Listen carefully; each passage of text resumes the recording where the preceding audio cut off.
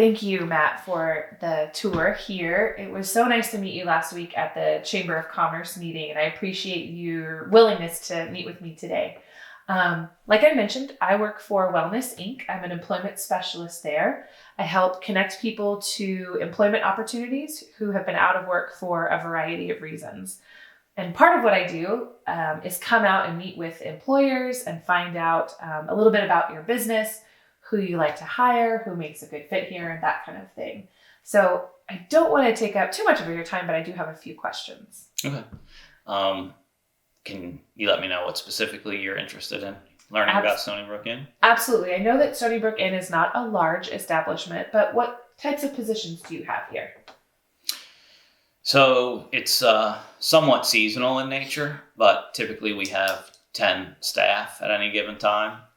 Myself, and then one full-time, one part-time person who do a lot of the reservations and front desk type work. Mm-hmm. We have 4 people that work in housekeeping and maintenance. And we have 2 people that work in the kitchen and dining room. Okay.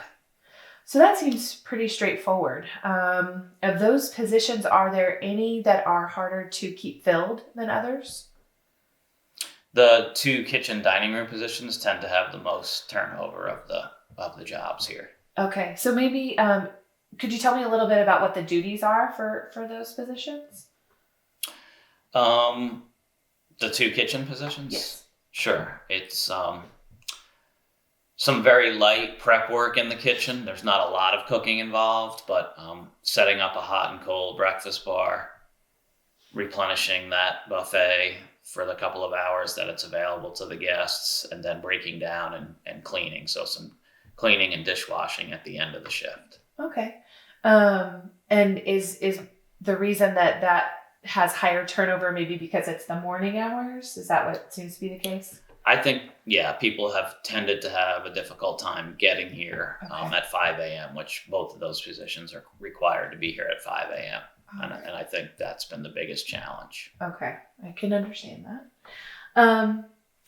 Thinking back on people that you have hired in the last year or so, who do you think has been the best fit here at Stoneybrook Inn and why? The people who we've brought in who have been most successful, I would say, are, this is a generality, but I would say are punctual, hardworking, able to interact well with staff and the guests, and willing to be trained. Okay. I would say those are probably the keys to our most successful employees. Absolutely. So I'm hearing from you, people who are committed to the job, who are going to be on time, trainable, and pretty personable, able to interact well with staff and with customers. Yes. Who come in. Are you willing to train people who may not have as much experience as others, or do you prefer people to come in with a lot of hospitality background? No, we don't really require any hospitality experience necessarily. Okay. I think it does depend on the position, but we offer a pretty robust training for new employees and more concerned about interpersonal skills, personality, punctuality, and a willingness to learn how we operate the business than experience. Great. Well, I realize I've kind of asked you a lot of questions. Do you have any questions for me about my work or who I work with? Yeah, I was a little curious. You gave me your card, but I'm not very familiar with Wellness Inc. and maybe the types of people that you're trying to help find employment. I think you had mentioned that you work with people trying to connect them to employment. So I think those were the questions that I had. Absolutely. So I work with individuals who are connected with Wellness Inc., receiving services there for a variety of things.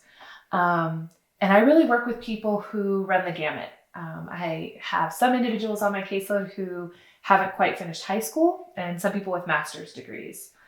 Some people, this would be one of their first or their very first job versus someone who's been in the workforce for 30 years and is really looking for something part-time. And then I have folks who kind of have that experience that you mentioned. They'd be able to hit the ground running.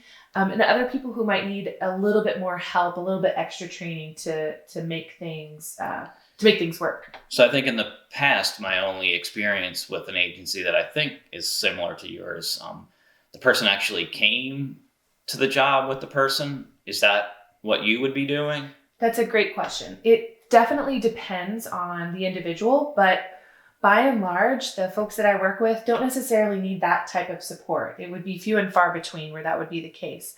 What I would more so be doing is kind of acting as a liaison between you and the individuals that I work with to make sure that things are going smoothly, they're learning the skills that you're needing them to learn, to provide feedback, that kind of a thing. So I would be available to you, just most likely not on site. Okay. I think that would be our preference probably. Sure. Would, it's a small working space. And again, we're here to keep the guests satisfied. Is having an extra person around can complicate things. So I can absolutely understand that. Well, I don't want to take up too much more of your time. I know it's a holiday season, so you've got a lot going on. Would it be okay if I were to check in again in the next couple of weeks or in about a month and see how things are looking here staffing-wise for you? Sure, that'd be fine. Okay. Is there a better day or time of the week usually? Mondays and Tuesdays tend to be our slower days. Okay. I'm typically not here on Mondays. That's my day off. So Tuesday, probably the best day of the week. And I would say after breakfast, but before the check-in starts late in the afternoon. So midday is probably the best time to stop by. Fantastic. Midday on a Tuesday. So I will check in with you again in the next month or so. Sounds good. Thank you so much. You're welcome.